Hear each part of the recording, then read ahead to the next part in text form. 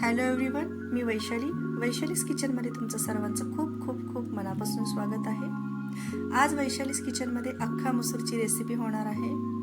खूप सिंपल पद्धतीने मी हा अख्खा मसूर बनवते, कसलंही वाटण न वापरता डब्याला झटपट होणारी ही रेसिपी आहे। सकाळी आपल्याला काय बनवायचं टिफिनला रोज टेन्शन असतं, तर ही इतकी पटकन रेसिपी होते ना, मी नेहमी बनवते।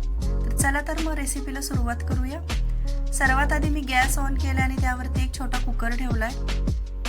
त्यामध्ये मी 2 पळी तेल घातलेलं आहे आणि त्यामध्ये जिरं मोहरीची फोडणी करून लसूण बारीक चिरून मी घेतलेला आहे आणि एक हिरवी मिरची मी उभी चिरून टाकलेली आहे। लसूण हा बारीक चिरूनच घ्यायचा आहे आणि थोडासा गोल्डन कलर झाला जेव्हा येईल त्यावेळेस त्यामध्ये तमालपत्राचं एक पान मी घातलेलं आहे आणि थोडासा कांदा, मी एकच कांदा उभा चिरून घेतलेला आहे।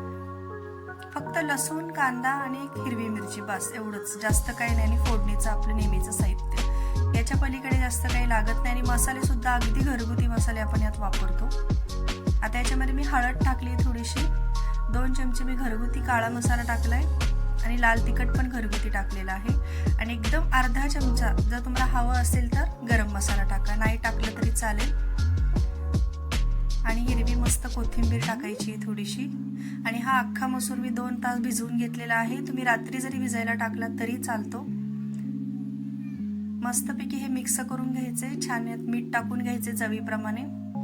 खूप सिंपल ही रेसिपी आहे आणि एकदम झटकेपट होते, काहीच याला वाटण वगैरे टाकायची गरज नाहीये। टिफिनसाठी सकाळी झटपट ही बेस्ट रेसिपी आहे, सगळ्यांनी नक्की करून बघा। त्याच्यामध्ये थोडंसं पाणी घालून आपण त्याचं कुकरचं झाकण लावून घ्यायचं आणि 2 ते 3 शिट्ट्या काढायच्या आहेत। सगळ्यांना रेसिपी आवडल्यास नक्की लाईक, शेअर आणि सबस्क्राईब करा आणि सर्वांनी ही रेसिपी नक्की ट्राय करून बघा। खूप सुंदर होते बघा, याचं टेक्स्चर कसं आलेलं आहे, परफेक्ट शिजलेला आहे मसूर, पाणी बरंचसं गेलेलं आहे त्याच्यातलं आटून, बघा परफेक्ट झालेला आहे एकदम। खूप सुंदर मस्त सुगंध सुटलेला आहे, एकदम झटपट ही रेसिपी होती, सर्वांनी नक्की ट्राय करून बघा। आणि रेसिपी आवडल्यास प्लीज लाईक, शेअर आणि सबस्क्राईब करा आणि भेटूया आपण नेक्स्ट रेसिपीमध्ये। थँक्यू।